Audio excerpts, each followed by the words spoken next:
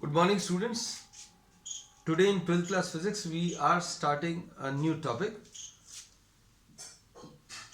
spherical refracting surface. हम लोगों ने रिफ्रैक्शन से रिलेटेड बहुत सारे कॉन्सेप्ट्स पढ़ लिए हैं, है ना। अब जैसे रिफ्रैक्टिंग सरफेस क्या होता है, सबसे पहले तो टॉपिक को ही समझे। रिफ्रैक्टिंग सरफेस हम लोग ये बोलते हैं जहां पर रिफ्रैक्शन हो रहा है। अब रिफ्रैक्शन कहां पर होता है? रिफ्रैक्शन वहां पर होता है जहां पर मीडियम चेंज होता है। मतलब अब surface which separates two different refracting mediums, एक रेयर मीडियम रहेगा, एक डेंसर मीडियम रहेगा। तो इनकी जो बाउंड्री है वो रिफ्रैक्टिंग सरफेस है, और इसी सरफेस पर रिफ्रैक्शन होगा, इसी बाउंड्री पर पाथ चेंज होगा। लाइट रे अगर किसी एक मीडियम से दूसरे मीडियम में जा रही है तो एक मीडियम से दूसरे मीडियम में जाने पर पाथ चेंज होता है, इसको रिफ्रैक्शन बोलते हैं।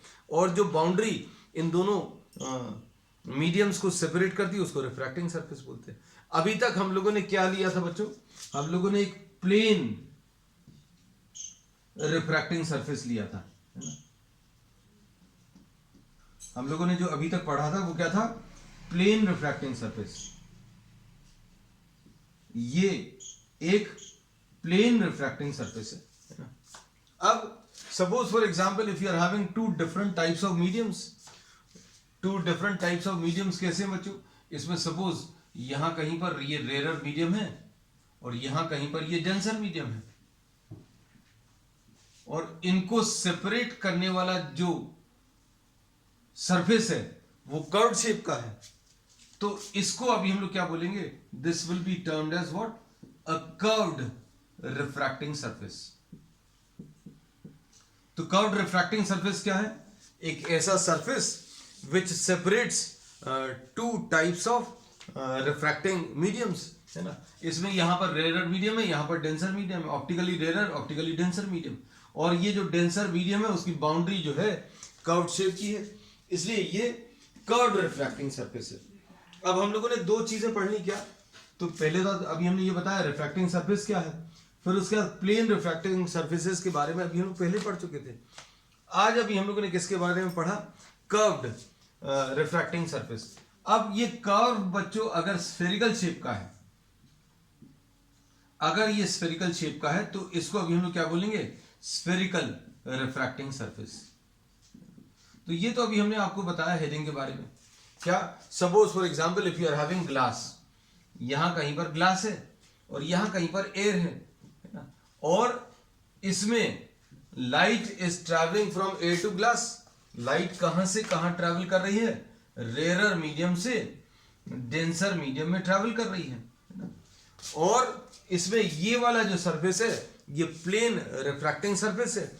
अब इस प्लेन की जगह suppose you are having a spherical refracting surface, मतलब एक ऐसा सरफेस, मतलब ये पूरा ग्लास का है और इस ग्लास में ये वाला जो सरफेस है बच्चों ये स्फेरिकल शेप का है, स्फीयर का एक हिस्सा है। और स्फीयर का एक हिस्सा अगर है तो अभी हम लोग बोलेंगे then this will be termed as what? Spherical refracting surface. Spherical refracting surface. तो अभी हम लोगों ने ये बता दिया कि अब दो टाइप के मीडियम्स रहेंगे रिफ्रैक्शन के लिए। दो टाइप के मीडियम्स की जरूरत पड़ती है। एक कौन सा रहेगा? एक रहेगा रेयर मीडियम और एक डेंसर मीडियम। और इनकी जो बाउंड्री है अगर वो स्फेरिकल शेप की है तो अब हम लोग बोलेंगे वो सरफेस जो है एक स्फेरिकल रिफ्रैक्टिंग सरफेस रहेगा, है ना। अब हम लोगों को ये पता चल गया कि स्फेरिकल रिफ्रैक्टिंग सरफेस क्या है ना। अब ये सपोज एक स्फेरिकल रिफ्रैक्टिंग सरफेस है, इसको स्फेरिकल रिफ्रैक्टिंग सरफेस इसलिए बोल सकते हैं क्योंकि this forms a part of a sphere. मतलब एग्जैक्टली स्फीयर नहीं है but this forms what? A part of the sphere. एक स्फीयर का ये हिस्सा है, स्फीयर का हिस्सा है, मतलब अभी हम बोल सकते हैं अगर आप इसको कंप्लीट करते तो यहां पर एक स्फीयर बन जाता। So refracting surface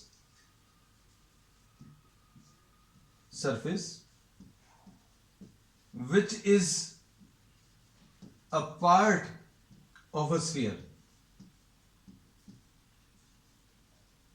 which is a part of a sphere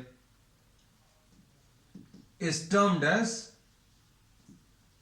spherical refracting surface. तो अब हमें यह पता चल गया कि spherical refracting surface क्या है. अब इसका जो मिडिल पॉइंट है, ये जो spherical refracting surface है, ऐसा कुछ शेप रहेगा, है ना. अब उसमें जो इसका मिडिल पॉइंट है, this will be termed as the pole. इसको अभी हम लोग बच्चों क्या बोलेंगे? पोल बोलेंगे. तो पोल क्या है? The mid point of the spherical refracting surface. इसको अभी हम लोग पोल बोलेंगे. और जिस स्फीयर से आपने इसको बनाया है, उसके सेंटर को अभी हम लोग क्या बोलेंगे? Centre of curvature. तो बच्चों ये सेंटर ऑफ कर्वेचर पता चल गया. तो सेंटर ऑफ कर्वेचर क्या है? It is the centre of the sphere. Centre of curvature क्या है? It is the centre of the sphere from which we are forming the given refracting surface, है ना. जो गिवन रिफ्रैक्टिंग सरफेस है, जहां से आपने फॉर्म किया है, उसको अभी हम लोग क्या सेंटर ऑफ कर्वेचर बोलते हैं. तो सेंटर ऑफ कर्वेचर क्या है? It is the centre of the sphere from which we are forming the given refracting surface. अब उसके बाद है बच्चों प्रिंसिपल एक्सिस. प्रिंसिपल एक्सिस तो line joining the pole and the centre of curvature, इसको अभी हम लोग प्रिंसिपल एक्सिस बोलते हैं. इस लाइन को अभी हम लोग क्या बोलेंगे? Principal axis. ठीक है. अब इसके बाद नेक्स्ट है बच्चों, इसमें क्या? अपर्चर.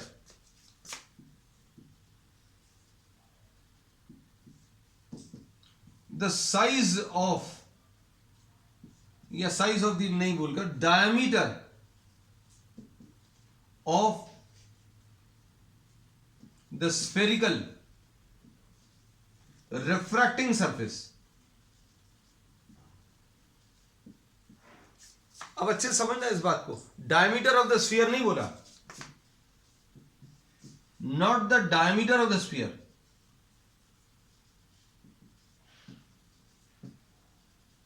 स्फीयर का डायमीटर नहीं बोल रहे. जैसे सपोज फॉर एग्जांपल, अगर अभी हम लोगों ने ये स्फीयर लिया, इसमें से कुछ हिस्सा कट कर लिया, इतना हिस्सा अगर अभी हमने कट कर लिया, तो एक स्फेरिकल रिफ्रैक्टिंग सरफेस बनेगा, है ना. अब इसमें just try to imagine that if you are trying to remove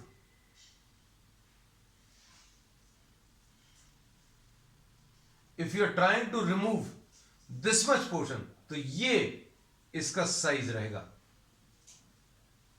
आपने अगर इतना सरफेस रिमूव किया, इतना पोर्शन, तो बच्चों ये वाला इस पोर्शन का जो डायमीटर है, इसको अभी हम लोग अपर्चर बोलेंगे. तो यहां पर अपर्चर कितना आ जाएगा बच्चों? देखो, सपोज इसको ए मार्क कर लिया, इसको बी मार्क कर लिया, तो अपर्चर क्या रहेगा इसमें? A B.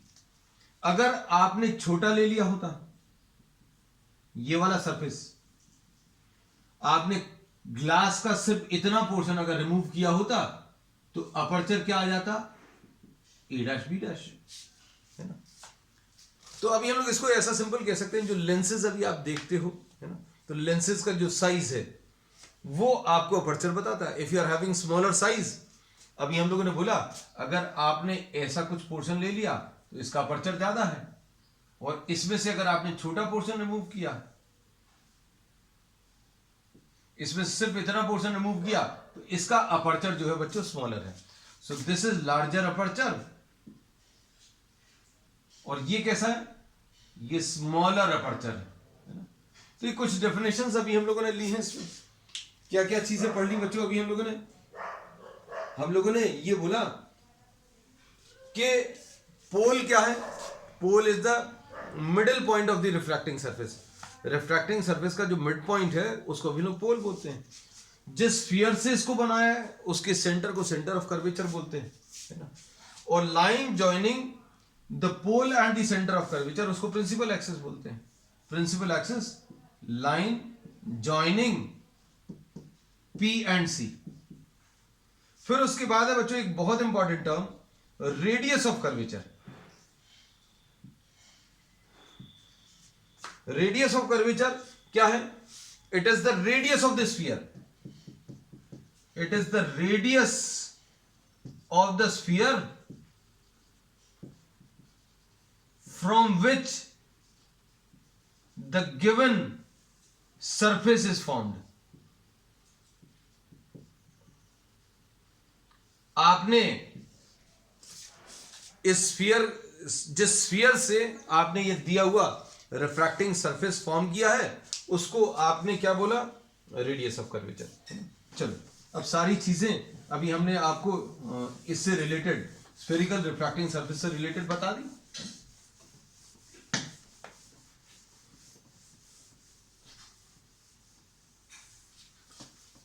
अब देखो,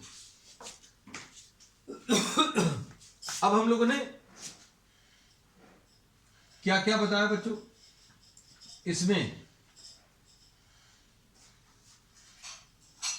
इसका मिडिल पॉइंट जो है पोल आ गया,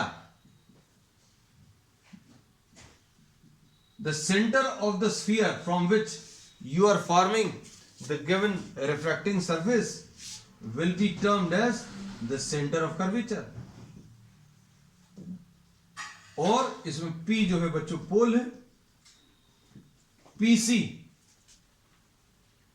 लाइन। लाइन मतलब अभी हम बोलेंगे ये आगे से पीछे तक। लाइन अगर बोलते हैं इनफाइनाइट एक्सटेंट, सिर्फ P से C नहीं, PC line is termed as what? The principal axis. मतलब PC लाइन की बात अगर अभी हम लोग कर रहे हैं तो लाइन मतलब ये आगे तक भी रहेगी और इधर भी आगे तक रहेगी, है ना। And PC distance, PC line segment, ये this is termed as radius of curvature. आपको कंफ्यूजन नहीं हो इसलिए अभी हम क्या कर रहे हैं, इसको X, PC and Y, this line will be what? The principal axis. अब एकदम क्लियर हो जाएगा। ये X, PC, Y जो है ये प्रिंसिपल एक्सिस हो गई, और ये PC जो डिस्टेंस है वो रेडियस ऑफ कर्वेचर हो गया, और ये वाला जो बच्चों साइज है, ये जो साइज है इसको अभी हम लोग क्या बोलते हैं? अपर्चर। तो होपफुली सारे टर्म्स जो हैं एकदम क्लियर हो गए होंगे, क्योंकि अभी हम लोग इन्हीं में अब आगे बढ़ेंगे। अगर आपने स्फीयर में से इतना बड़ा पीस नहीं कट करके आपने अगर इतना कट किया होता तो अपर्चर इसका छोटा आता है ना। So we have explained all the terms, है ना। अब इसके बाद नेक्स्ट,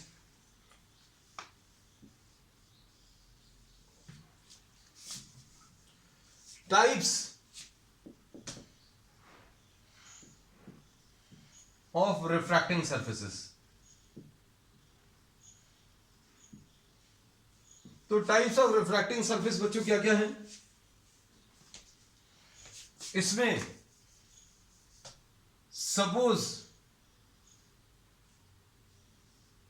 ये ऐसा कुछ रिफ्रैक्टिंग सरफेस है, ऐसा कुछ रिफ्रैक्टिंग सरफेस है, इसका स्फीयर बच्चों यहां कहीं पर आ रहा है। ये अभी हम लोग कैसे बनाएंगे? बनाने का तरीका बच्चों, पूरा एक ग्लास है, ग्लास में एयर की एक कैविटी है बच्चों, ये एयर है, ये ग्लास है ना।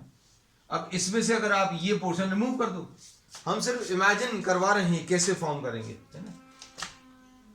अब इसमें ये जो सरफेस आएगा, this will be termed as concave refracting surface.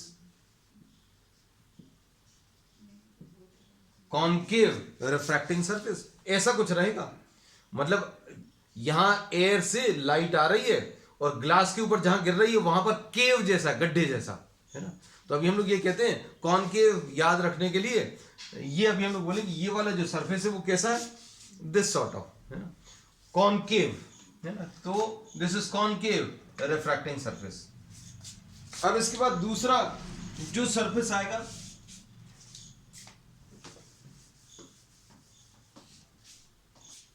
वो है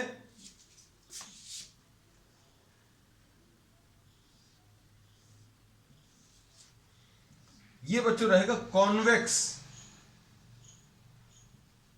refracting surface. Convex refracting surface कैसा रहेगा? अभी हमने कॉनकेव तो दिखाया था, ये कॉनकेव था। अब इसमें ये वाला जो सरफेस जो उठा हुआ महसूस होता है, मतलब लाइट यहां से अगर आ रही है तो ये जो पोर्शन ग्लास वाला जो सरफेस है दैट इज बल्जिंग आउट, बाहर की तरफ निकल रहा है, इसको अभी हम लोग क्या बोलेंगे? This will be termed as the convex refracting surface. अब इसके बाद नेक्स्ट है बच्चों बहुत सारे छोटे छोटे कॉन्सेप्ट्स है, इसमें सब बताते चलेंगे। अब हम लोगों को इसमें डिस्टेंसेस के कुछ मेजरमेंट्स लेने हैं, है ना, कुछ डिस्टेंसेस मेजर करेंगे। तो अभी हम लोग डिस्टेंसेस के मेजरमेंट कैसे करेंगे वो भी अभी हम बता दें। अब इसमें बहुत इंपॉर्टेंट है बच्चों ये sign convention. Sign convention, sign convention क्या है बच्चों? कहीं पर भी अगर दो टाइप की चीजें आ रही हैं, suppose if there are two types of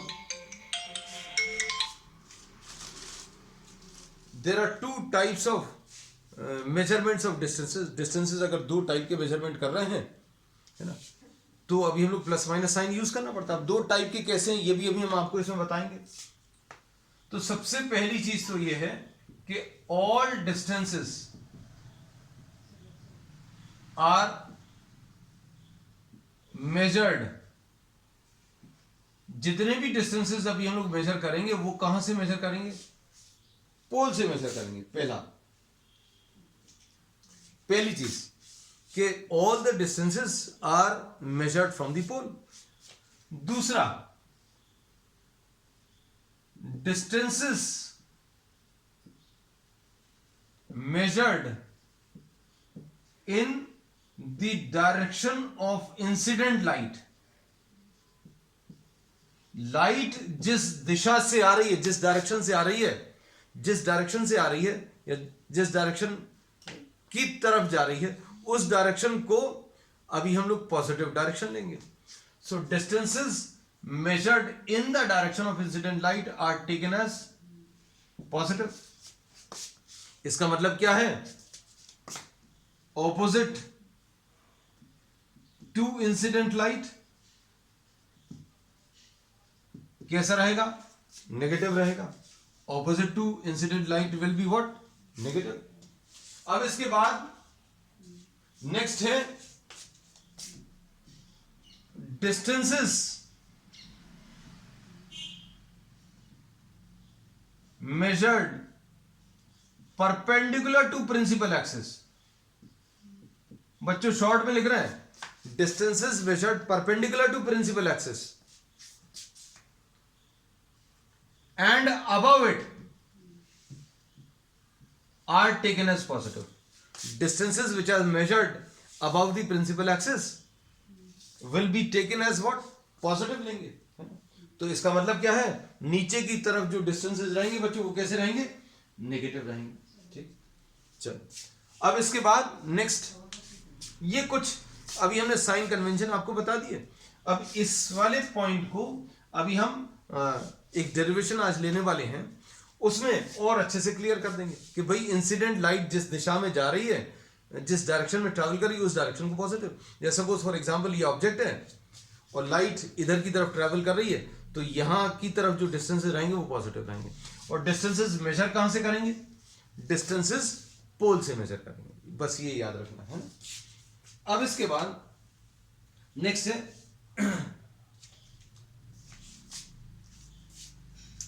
ये तो साइन कन्वेंशन हो गया। अब इसके बाद बच्चों इसमें कुछ अजम्पशंस लेंगे। अजम्पशंस भी अभी हम बीच में डेरिवेशंस में भी बताते चलेंगे, है ना।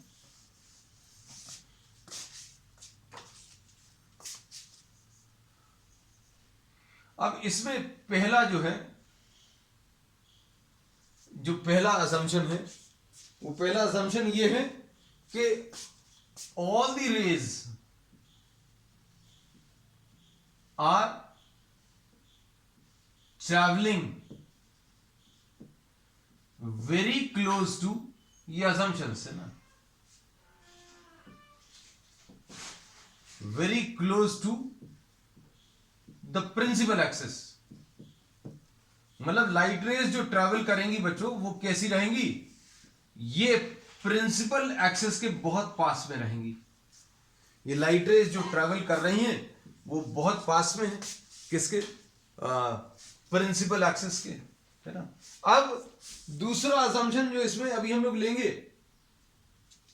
कि जो एंगल ऑफ इंसिडेंस और एंगल ऑफ रिफ्रैक्शन बनेंगे वो बहुत छोटे रहेंगे। ऑब्वियसली अच्छे सुनना, अगर आपने एक बड़े से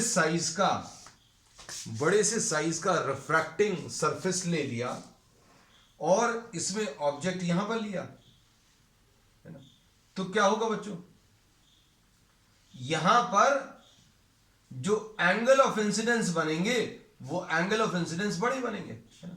हम लोगों को एंगल ऑफ इंसिडेंस बड़े नहीं लेने।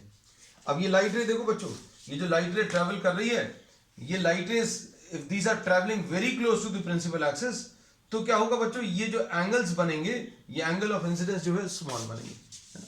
तो अब ये वाला जो कॉन्सेप्ट है, ये अभी हम लोग जब इधर डायग्राम ड्रॉ करेंगे तो वो और अच्छे से क्लियर होगा। लेकिन अभी हम लोग जो मैथमेटिकल चीजें हैं वो बार बता दें कि all the rays are travelling very close to principal axis के बहुत पास में, है ना। दूसरी चीज, for very small angles sin theta can be considered equal to theta. For very small angles, actually ये जो assumption है रेडियंस में ट्रू होता है ना, sin थीटा और थीटा बराबर होंगे और tan theta will be equal to theta, ऐसा भी लिख सकते हैं। अब ये दो assumptions लेकर अभी हम लोग आगे चलते हैं और जो जो चीजें इसमें यूज होंगी वो अब हम लोग इसमें एक्सप्लेन करते चलेंगे। ये हो सकता है कि कुछ पॉइंट्स अभी assumptions वाले एकदम क्लियर नहीं हो, लेकिन जब हम लोग ये डेरिवेशन करेंगे तो एकदम परफेक्टली क्रिस्टल क्लियर रहेगा। अब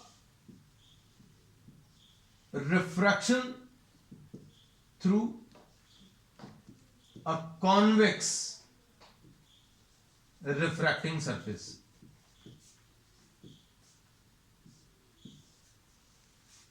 ठीक। तो हम लोगों ने आज क्या क्या पढ़ लिया, हम लोगों ने ये स्फेरिकल रिफ्रैक्टिंग सरफेस है ये पढ़ लिया, इसका मिडिल पॉइंट जो है बच्चों वो पोल है, जिस स्फीयर से इसको बनाया है उसके सेंटर को सेंटर ऑफ कर्वेचर, ये वाली लाइन प्रिंसिपल एक्सिस, ये डिस्टेंस रेडियस ऑफ कर्वेचर। फिर उसके बाद साइन कन्वेंशन, साइन कन्वेंशन क्या है, all the distances are measured from pole, distance measured in the direction of incident light positive, direction distances which are measured opposite to the direction of incident light वो negative रहेंगे। अब इसके बाद distances measured above the principal axis positive and below the principal axis negative आएंगे। अब refraction through a convex refracting surface ले रहे हैं।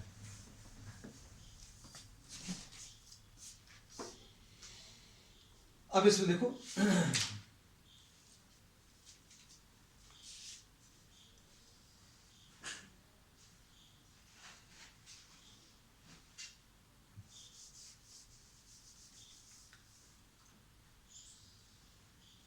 सपोज ये कॉन्वेक्स रिफ्रैक्टिंग सरफेस है,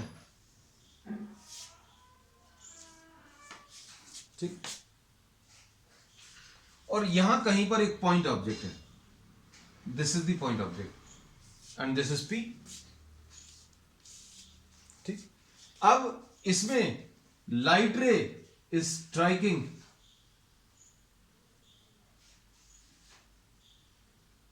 इस ऑब्जेक्ट में से, लाइट रे यहां कहीं पर स्ट्राइक करेगी। अब light ray suppose is travelling from air to glass, rare medium से डेंसर मीडियम में जा रही है। तो अब लॉज ऑफ रिफ्रैक्शन लगाने के लिए या प्रिंसिपल्स ऑफ रिफ्रैक्शन लगाने के लिए अब हम लोगों ने क्या पढ़ा हुआ है कि भाई लाइट रे अगर रेयरर मीडियम से डेंसर मीडियम में जा रही है तो this will bend towards the normal. तो अब सबसे पहला काम तो यह है कि अभी हम लोगों को यहां पर क्या करना पड़ेगा, एक नॉर्मल ड्रॉ करना पड़ेगा। तो ए पॉइंट पर अब हम लोग नॉर्मल ड्रॉ करेंगे। ए पॉइंट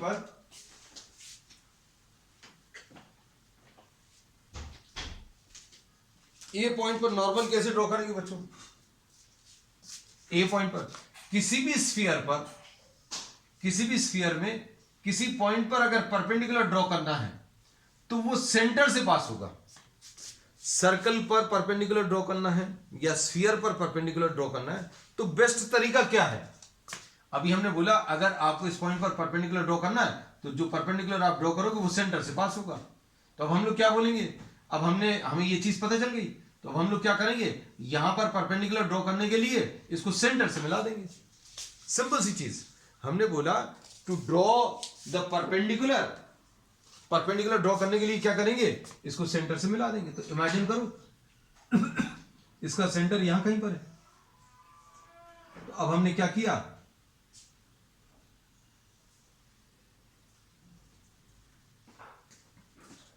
ये परपेंडिकुलर ड्रॉ कर दिया।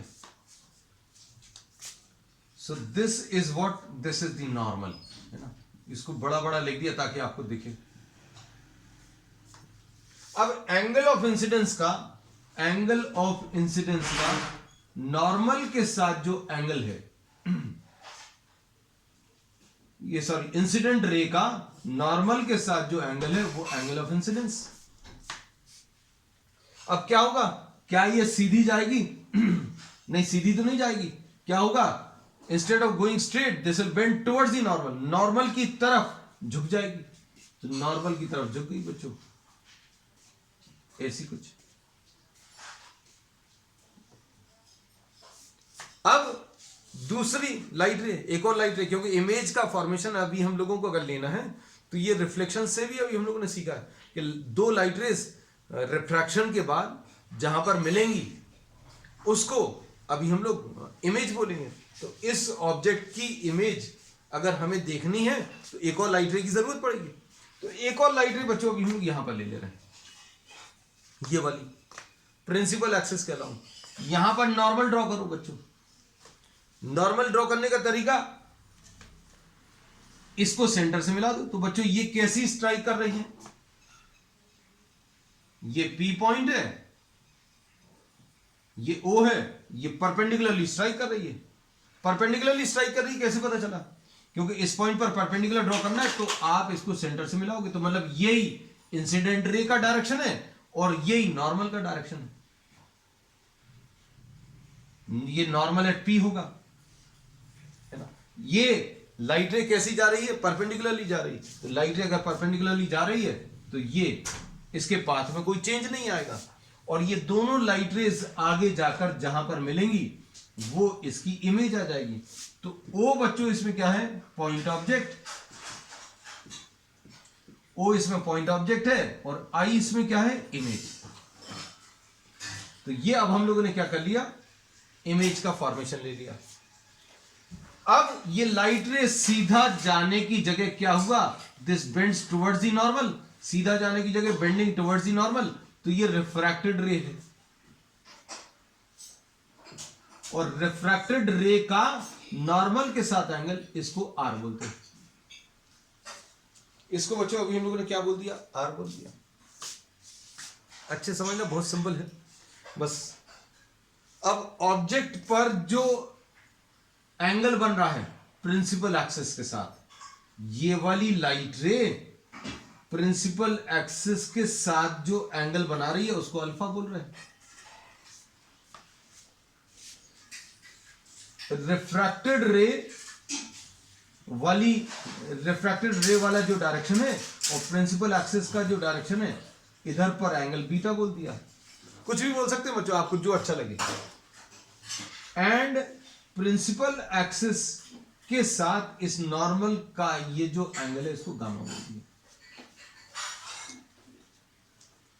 ठीक है, तो this is how we have formed what, the image.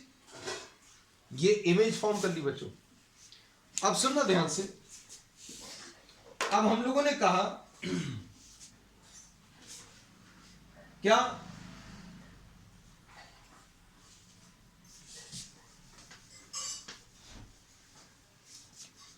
हम लोगों ने स्नेल्स लॉ अगर लगाना है तो स्नेल्स लॉ इसमें क्या बोलेगा, μ1 इंटू साइन μ2 इंटू साइन, क्या लिखते हैं, इस फर्स्ट मीडियम में जो एंगल बन रहा, फर्स्ट मीडियम में कौन सा एंगल बन रहा, साइन आई, μ2 इस वाले मीडियम में कौन सा एंगल बन रहा है, साइन आर, तो μ1 into sine i upon μ2 into sine r, ऐसा लिख सकते हैं। This is what Snell's law.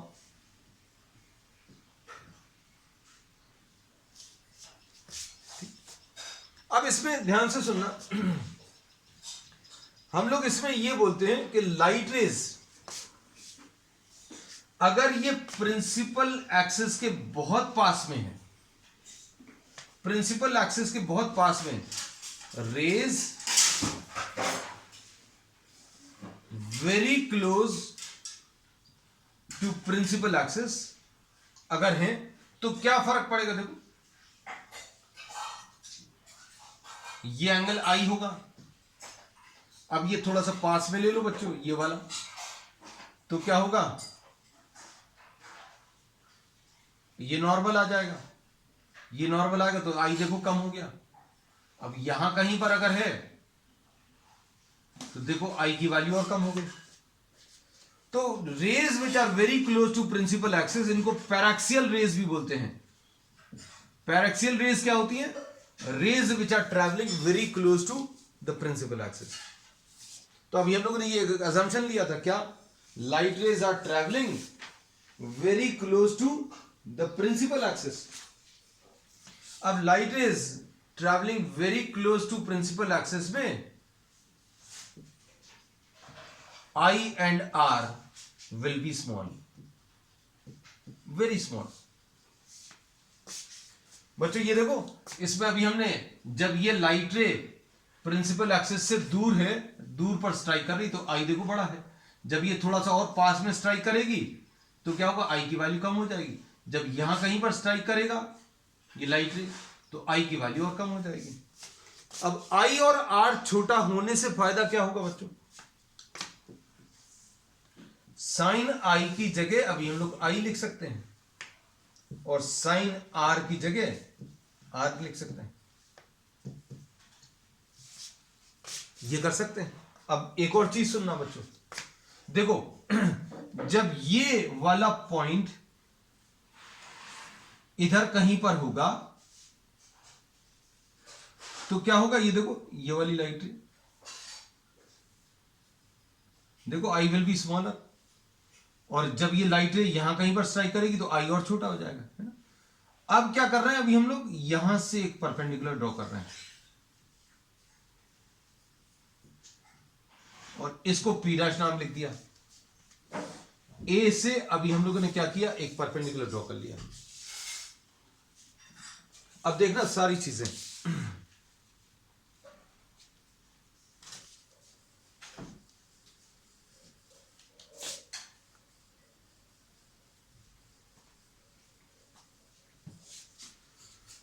So light rays are travelling very close to the principal axis. इसमें एडवांटेज क्या मिलेगा, आई और आर की वैल्यू बच्चों बहुत कम रहेगी।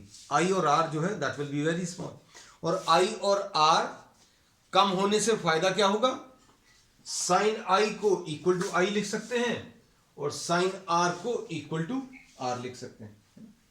अब इससे भी एडवांटेज क्या मिलेगा वो भी देखते हैं। चलो हमने बोला था ना ये वाला पॉइंट, जब अभी हम लोग ये डायग्राम ड्रॉ करेंगे डिटेल, तब सारी चीजें क्लियर होंगी। अब देखना,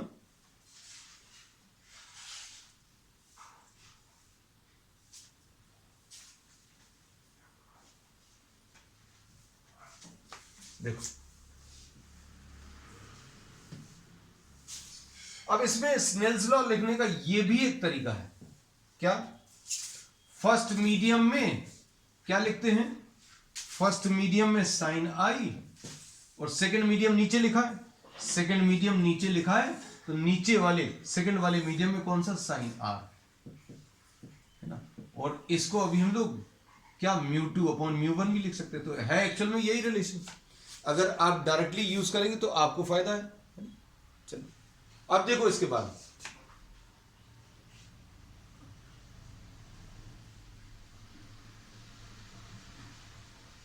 व्हाट डू वी गेट। ये वाले पार्ट को बच्चों अभी हम रब कर दे रहे हैं। अब इसको अभी हम लोग क्या लिखेंगे, फॉर वेरी स्मॉल एंगल्स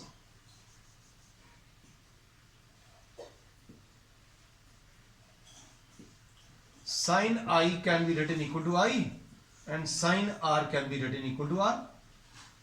तो ये कितना आ जाएगा, μ1 into I is equal to μ2 into R। अब देखो I अब कैसे कैलकुलेट करेंगे।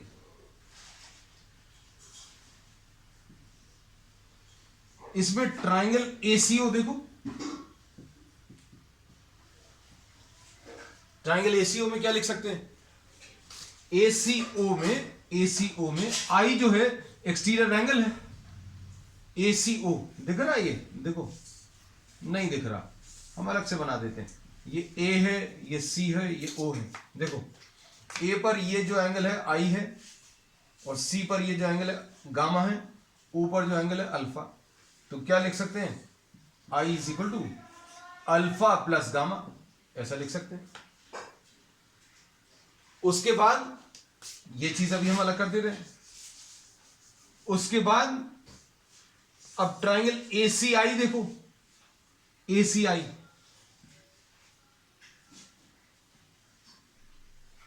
ये देखो, ये I है, ये C है, ये A है, दिख रहा है। अब यहां पर ये एंगल क्या है बच्चों, ये गामा है। A पर ये एंगल कितना है, ये R है, और I पर ये एंगल कितना है, बीटा। तो इससे क्या लिखेंगे, gamma is equal to R plus beta.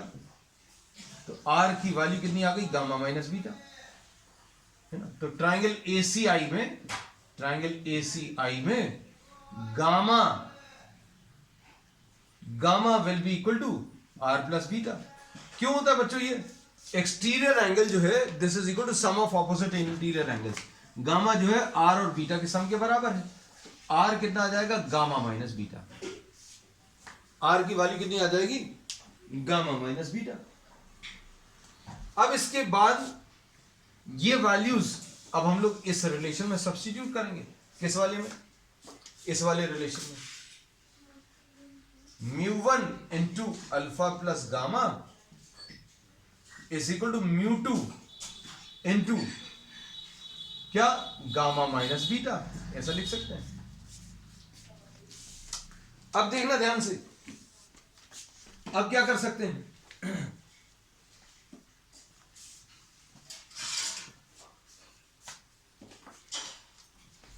tan alpha कितना आएगा बच्चों, देखो tan अल्फा ए पी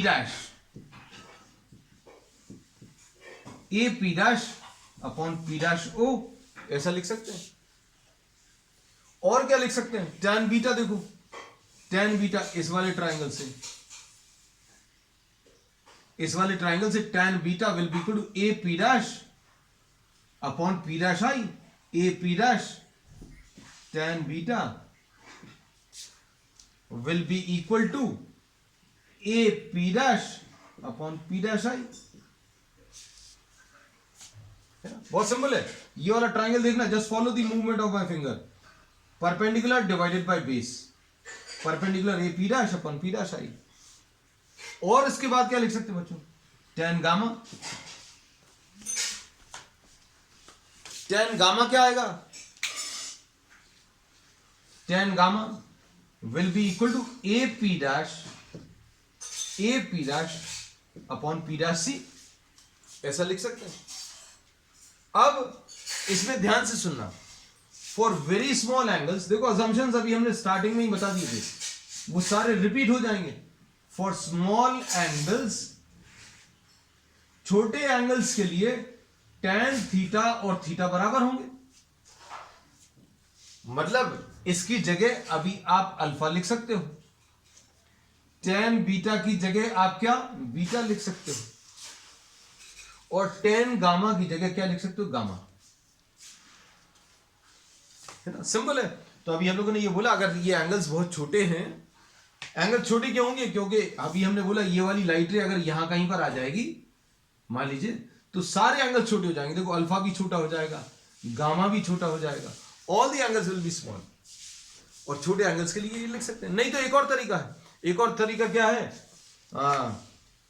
अगर आपको थीटा रेडियंस के टर्म्स में कैलकुलेट करना है, length of the arc divided by radius, है ना, तो length of the arc A P dash upon O P dash, तो ये वही चीज आई है, वैसा भी लिख सकते हैं। लेकिन अभी आप tan थीटा के टर्म्स में कर लो तो वो ज्यादा अच्छा है। अब देखो, अब इसमें अभी हम लोग क्या कर रहे हैं, μ1 इंटू अल्फा की वैल्यू,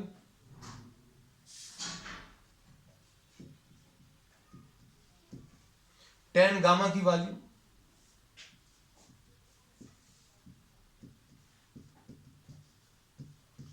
गामा की वैल्यू, बीटा की वैल्यू बच्चों,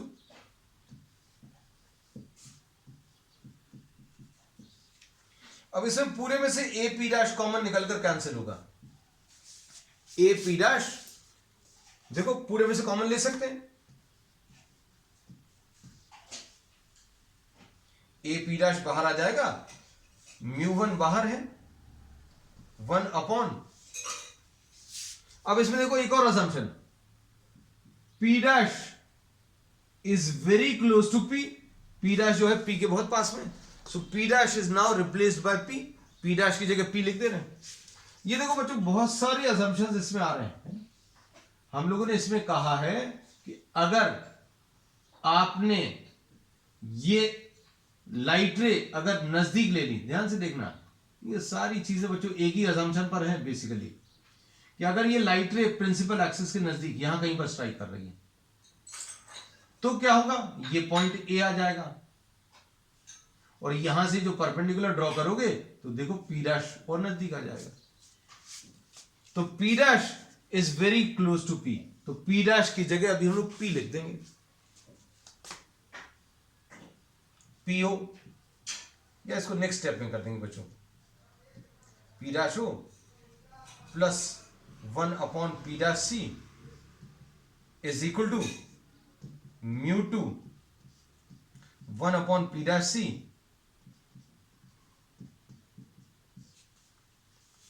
अब क्या करेंगे, इसमें क्या है ए पी डैश, ये कैंसिल कर दिया, μ1 upon PO plus μ1 upon PC, μ1 को अंदर मल्टीप्लाई करें, μ2 upon PC, μ2 upon PC minus μ2 upon PI, ऐसा कुछ आ गया।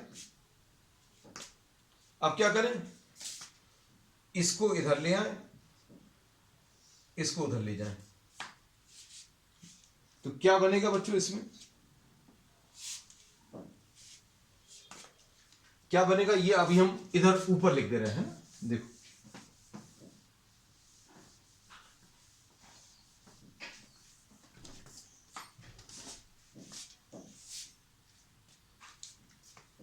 μ1 upon PO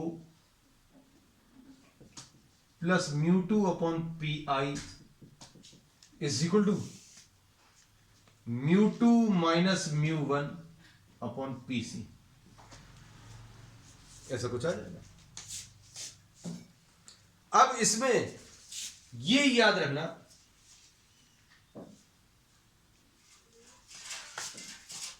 distances are measured from the pole, distances सारे कहां से मेजर होते हैं, पोल से, तो PO क्या चीज है बच्चों,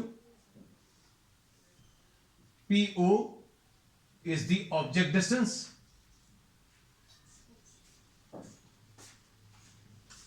O ऑब्जेक्ट था, ये याद रखना, अगर याद नहीं रहता लो ये लिख दिया, ऑब्जेक्ट है, ये इमेज है,